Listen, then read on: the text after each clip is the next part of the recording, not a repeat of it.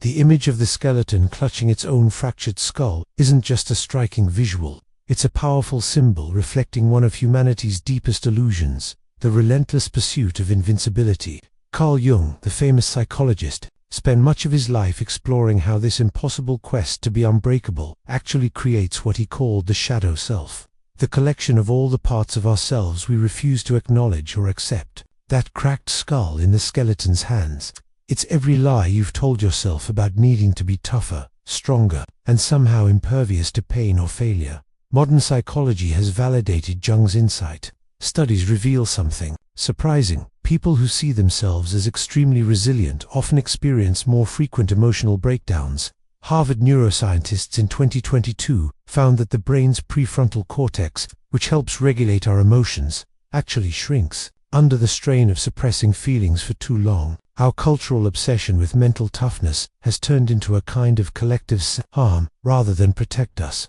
This forced resilience often makes us more fragile inside. Jung's key breakthrough was to recognize that true resilience doesn't come from a shell of armor, but from integration, accepting and working with all parts of ourselves, even the broken, uncomfortable ones. A beautiful example of this is the Japanese art of kintsugi, where broken pottery is repaired with gold lacquer, making the cracks the most prized feature, more valuable than the original whole surface. Your psychological cracks, your anxiety, grief, and perceived vulnerabilities aren't defects to be hidden or erased. Instead, they're fertile sites for growth and transformation. Nature itself follows this principle. Bones grow stronger where they've healed fractures. Marine sponges can regenerate entire bodies from just a few cells. Forests become more resilient after controlled fires across ecosystems. Brokenness is the prelude to new life. But we humans, instead of embracing this universal truthathon, waste incredible amounts of energy pretending we don't break or need repair. Notice how the skeleton in this metaphor doesn't hide its damaged skull, but holds it gently, almost reverently. This is exactly the kind of radical self-honesty Jung encouraged with his shadow work, not trying to eliminate our fractures but bringing them into conscious relationship. Psychotherapy research has shown that patients who consciously integrate their shadow selves recover from trauma 40% faster than those who focus solely on positive thinking. Your broken places aren't evidence of failure. They're gateways to self-discovery and profound depth. Every spiritual tradition points to this paradox. The wound is where the light enters, said Rumi. From Taoism's cracked vessels holding the most water, to Kabbalah's shattered tablets with greater wisdom, ancient cultures understood what Jung later articulated in psychological terms. The goal isn't to be someone who never breaks, but someone who learns how to break well, someone who can sit with pain and transform their relationship with it, so that skeleton's grasp on its fractured skull isn't morbid or hopeless. It's the ultimate act of self-possession. It's what happens when we stop running from our human fragility and start working with it. History's most inspiring figures weren't unbreakable, they were masters of breakage. Frida Kahlo turned chronic pain into transcendent art. Nelson Mandela transformed 27 years in prison into a crucible of wisdom and leadership. Jung himself endured a nervous breakdown that gave birth to his most revolutionary ideas. None of that power came from avoiding cracks, but from learning the alchemy of turning those fractures into channels for meaning. Your own fractures are waiting to become your gold. The question isn't if you'll break, that's a certainty for all of us. The real question is, will you, like that skeleton, have the courage to hold your broken pieces with something close to love? Because that yearning to deny our vulnerability, the cultural cringe around weaknesses, where so much needless suffering starts. We live in an era that glorifies mental toughness, where showing vulnerability is seen as failure. Pain is medicated into silence, and emotional suppression is paraded as strength. Society rewards the strong and silent image, stoic leaders, influencers who never let anyone see them sweat. Carl Jung saw this as a dangerous illusion. What you resist, he warned, not only persists but grows. The more we chase invincibility, the more fragile we become. Data backs this up. 85% of self-identified resilient people admit to regular emotional breakdowns. APA 2023. Repressing emotions raises risks for chronic illnesses by 40%. Harvard Medical 2022. And those so-called strong, silent types, have 3 times higher suicide rates than people who openly acknowledge struggle. Who 2021. Our culture is worshipping the wrong heroes. Instagram highlights unbreakable personas. History books immortalize leaders who never showed weakness. But the truth, Jung revealed, is this: the most powerful people were never invincible. Einstein wrestled with crippling self-doubt. Lincoln battled severe depression. And even Achilles had his fatal heel. Their strength wasn't in denying fragility, but embracing and mastering it. When we suppress our cracks, they grow in the shadows. But when we expose them to light and embrace them, they become our greatest wellsprings of strength. Here lies the paradox of true resilience. It starts where the performance of strength ends. When we stop pretending to be invulnerable, we suddenly become unshakable, not because we never break, but because we learn how to break without falling apart. Jung described 3 layers of false armor many of us wear. First, the achievement mask. We build this armor with career titles, luxury goods, and curated social media profiles. A 2023 LinkedIn study found 68% of professionals admit to exaggerating accomplishments online, fueling dopamine hits similar to drug use. Becoming addicted to external validation, we do anything to avoid facing our true selves. Tragically, Stanford research shows achievement addicts suffer 72% higher existential emptiness than less driven peers. Second, the stoic mask, an emotional straitjacket that shows up in 3 toxic forms: forced positivity, good vibes only; pharmaceutical numbing, antidepressant use has doubled since 2000; and emotional illiteracy, I don't do feelings. The American Psychological Association warns suppression like this unleashes emotional backdrafts where pent-up feelings explode out with triple the intensity. Jung's clinical files contain countless cases where this repression caused ulcers, migraines, even paralysis, as bodies screamed what words denied. Third, the most insidious armor is the martyr mask, cloaking fragility as virtue through constant self-sacrifice, heroic overfunctioning, nobody can handle this but me, and spiritual bypassing, I'm just trusting God's plan. A Yale study found martyrs harbor 83% more resentment than those who set boundaries, yet they can't stop sabotaging themselves. Jung called this saintly shadow possession, where unmet needs twist into compulsive caregiving. Jung didn't suggest smashing these masks, but engaging in dialogue with them, acknowledging their origin as childhood survival tools, thanking them for protection, and gently setting new terms. Therapist Dr. Sarah Thompson reports clients who practice this integration recover from burnout 60% faster. The masks don't vanish, but they stop running the show. Ambition becomes ambition with boundaries. Stoicism evolves into emotional intelligence. Martyrdom shifts to conscious service. The breakthrough is realizing these armors aren't enemies, but traumatized protectors longing for retirement. As Jung famously wrote, one does not become enlightened by imagining figures of light, but by making the darkness conscious. Your wholeness waits on the other side of confronting your shadow. That haunting skeleton holding its own cracked skull is Jung's emblem of shadow confrontation, not just poetic imagery, but a psychological reality we all avoid. Most fear meeting their shadow because it means reopening childhood wounds, facing disowned parts of themselves, and grieving who they might have been. But this courageous confrontation is exactly the path to transformation. When you face your shadow, you're not just revisiting old wounds, you're unearthing the hidden forces that have shaped your choices, habits, and self-image for years. People shy away from this deep inner work for 3 main reasons. First, it means revisiting childhood pain you may have hastily buried, those moments of shame, feeling left out, or failing hard as a kid. They don't simply fade. Left unaddressed, those memories shape how you respond to setbacks, interact with others, and even how your brain develops. Experts reveal that repressed childhood trauma can physically shrink the hippocampus, the part of your brain tied to memory and emotion, by as much as 12%. This isn't just a metaphor for pain, it's a biological reality. Second, shadow work exposes the part of yourself you've labeled unacceptably. Your anger you fear is unspiritual, desires you call selfish, or ambition you dismiss as egotistical. Jung found that these aren't flaws to discard, but fragments of your original wholeness.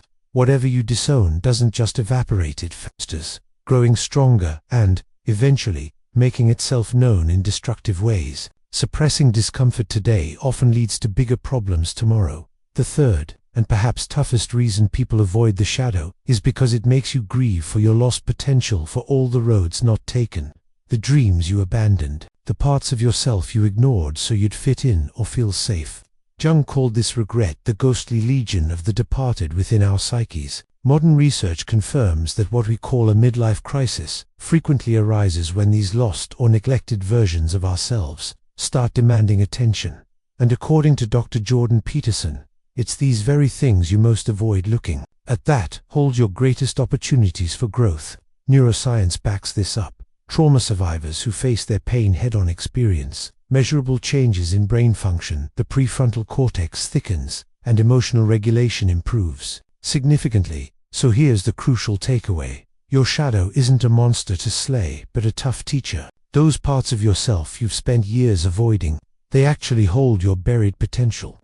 That skeleton holding its own skull isn't threatening you. It's your psyche's invitation to dig for gold where you've only seen flaws. Put simply, you can either keep running, letting your shadow call the shots unconsciously, or you can turn around, face it directly, and finally claim the sense of wholeness that's been waiting all along. Jung's most transformative truth was that darkness isn't the opposite of your light. It's the compost that fertilizes your brightest growth.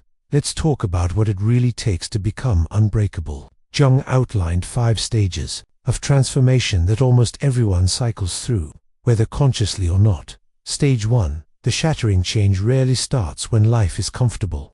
Instead, your journey begins with what Jung called the shattering when life upends your expectations. Maybe it's a painful breakup, losing your job, or a betrayal by someone close. These moments fracture your mental map of reality. Neuroscience describes this as creating predictive coding errors. Suddenly, the brain no longer knows what to expect. A 2023 Johns Hopkins study discovered that 89% of people say their most important growth came after such breakdowns. The pain is real, but so is the opening for necessary change. Stage 2. The gathering after the initial shock. There's a strong urge to slap on a quick fix and get back to normal. Resist that temptation.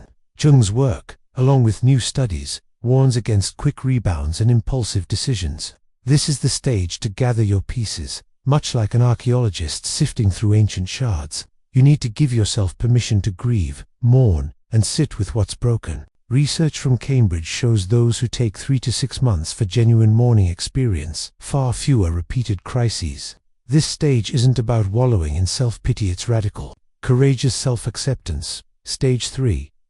Comes the detective work. Under careful examination, every break tells a story about its origins. Was that crack caused by childhood wounds, outside expectations, or a betrayal of your own values? Jungian analysts often use dream analysis during this phase. Studies show this can speed up healing by over 30%. The aim isn't to find someone to blame, but to gain understanding. As trauma expert Dr. Gabormade says, you can't heal what you won't acknowledge. This honest self-interrogation lays the foundation for rebuilding with intention.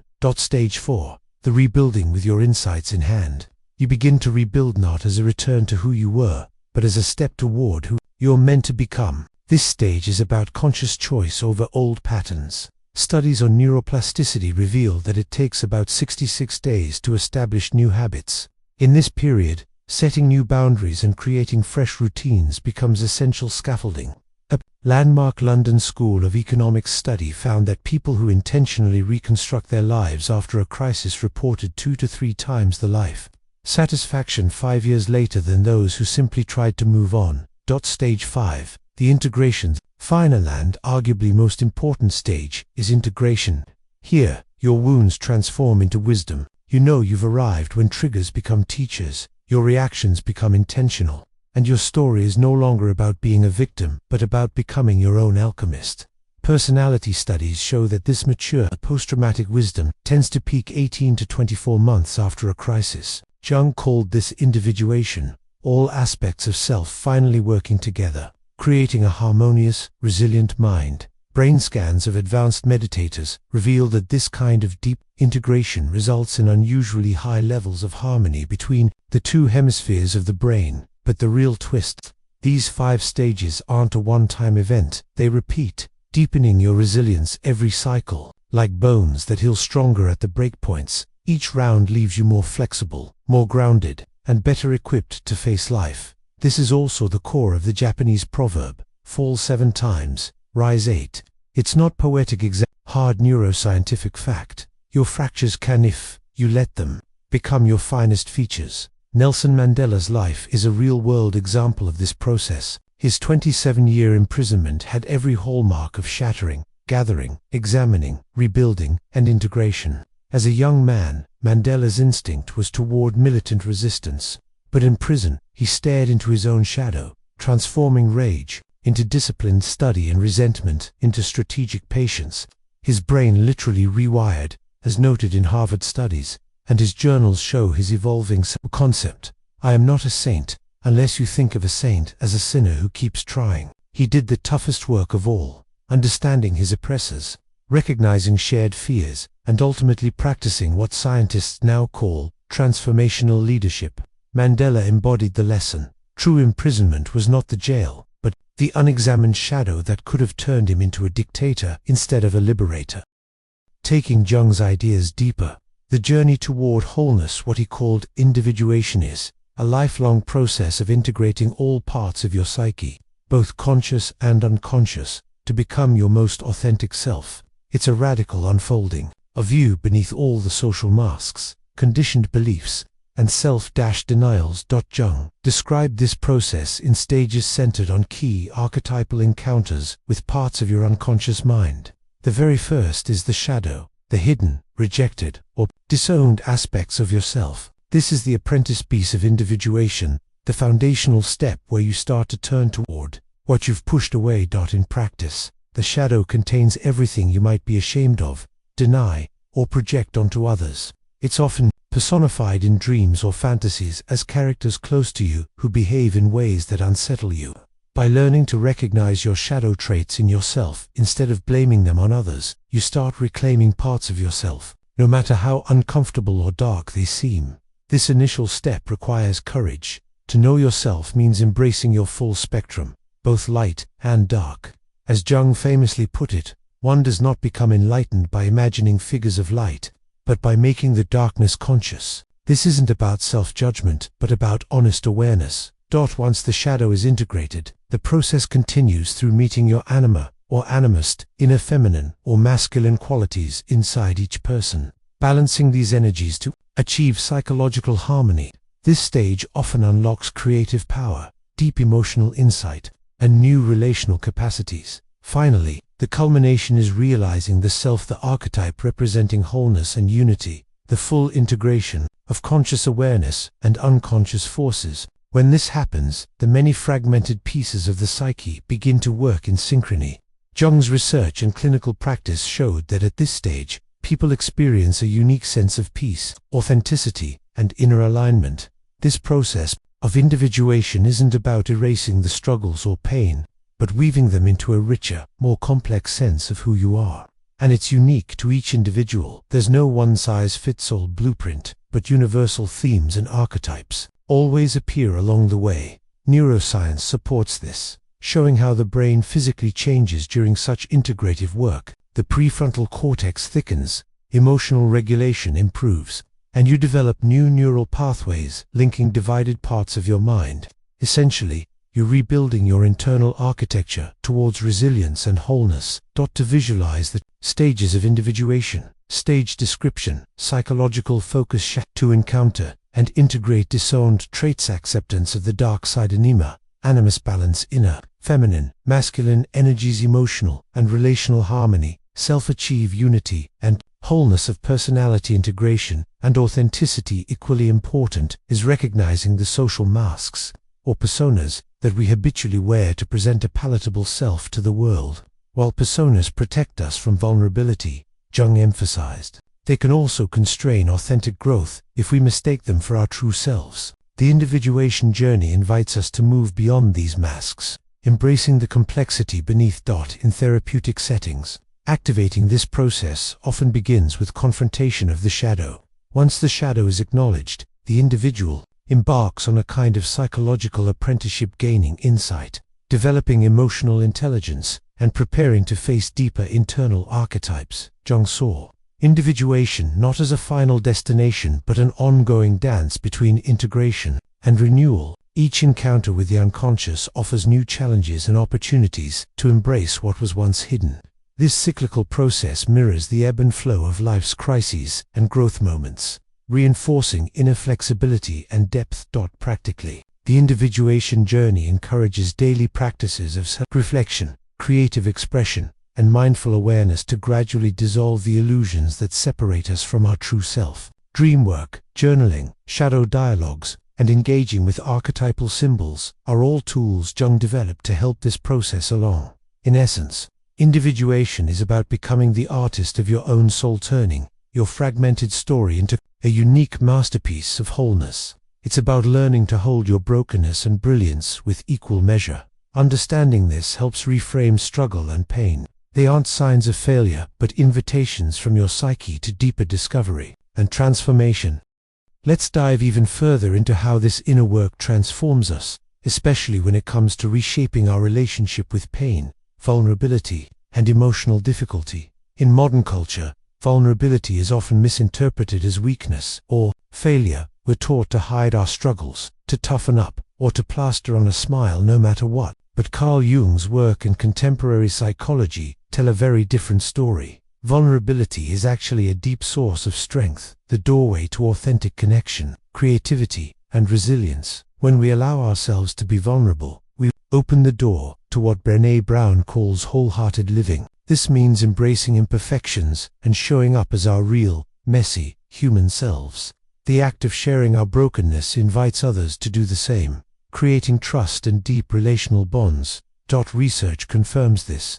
Vulnerability-rich experiences cultivate empathy and social bonding, releasing oxytocin, the love hormone which lowers stress and improves mood. Conversely, suppressing feelings not only increases internal tension, but also fuels loneliness and isolation.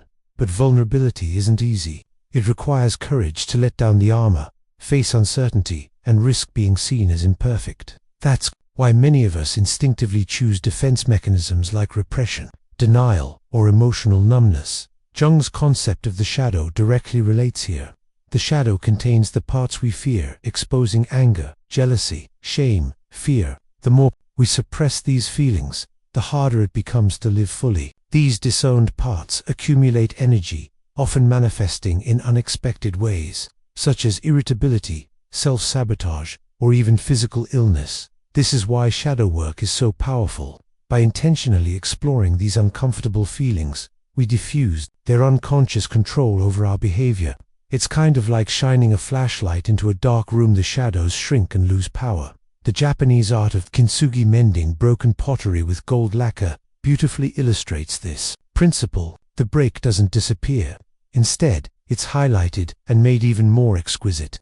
Your emotional and psychological cracks can be your greatest sources of character and wisdom. In fact, studies show that people who embrace their vulnerabilities and fractures display greater emotional resilience, creativity, and deeper interpersonal connections. For instance, a 2023 Cambridge study of trauma survivors found that those who consciously integrated their broken parts had 52% higher emotional resilience, threefold the creative output, and unmatched capacities for intimate, supportive relationships. So, how do you start embracing your vulnerabilities?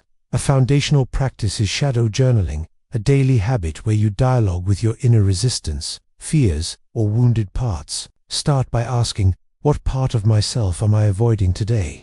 Let your thoughts flow honestly without judgment.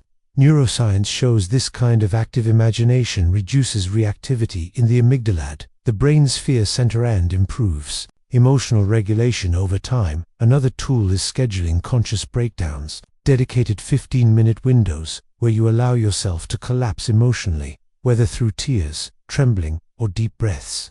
This isn't about wallowing, but releasing pent-up stress so it doesn't accumulate. Research shows controlled emotional release lowers cortisol, the body's stress hormone, 42% faster than bottling emotions inside. Finally, evening fracture mapping helps solidify integration. At the end of each day, reflect on moments when you cracked, times of overreaction, procrastination, or avoidance. Trace these fractures back to their origins: childhood patterns, recent triggers, or societal pressures. Applying the kintsugi mindset, ask yourself, how could this break become gold? Studies indicate this type of reflective practice accelerates emotional healing by 3 times. Together, these 3 daily rituals create what Jung called the circumambulation of the self, a mindful orbit around your wholeness that gradually rewires avoidance into acceptance. And here's the hopeful news.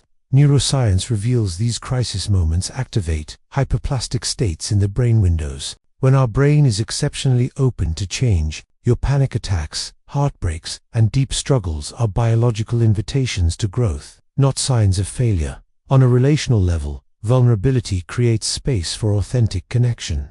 Brené Brown's research found that people who share their struggles develop 3 times deeper, more meaningful relationships than those who hide behind facades. That's why support groups often outperform solo therapy in trauma recovery. The shared experience breaks down isolation and fosters belonging. Beyond personal healing, embracing vulnerability ignites creative breakthroughs. History's greatest innovations often emerged in rupture. For example, Charles Darwin developed his theory of evolution during a period of nervous breakdown and illness. Nikola Tesla's visionary ideas came during times of mental collapse and isolation. J.K. Rowling imagined the entire Harry Potter universe while at her lowest point, facing depression and hardship. Carl Jung himself produced his most revolutionary work, The Red Book, during a profound personal breakdown, turning inner chaos into timeless psychological explorations. The brain under crisis enters a divergent processing mode, making novel connections 5 times more frequently than usual, fueling creativity and insight. So here's your alchemy formula. Stop resisting the break. Instead, ask, what's being reshaped in me? Allow the pieces to come together organically. Your depression isn't a malfunction, it's your psyche laboring to be reborn. Your anxiety isn't a defect, it's a sign of psychological transformation. Jung put it this way: no tree can grow to heaven unless its roots reach down to hell. That skeleton holding its fractured skull isn't a scary Halloween image, it's your psyche's truest self-portrait, showing you that real strength is not in armor, but in the courage to cradle your own brokenness. Modern psychology aligns deeply with ancient wisdom. The Japanese art of kintsugi, the Christian idea of grace, and Buddhist teachings on no-self all converge on one profound truth: your fractures are features, not bugs.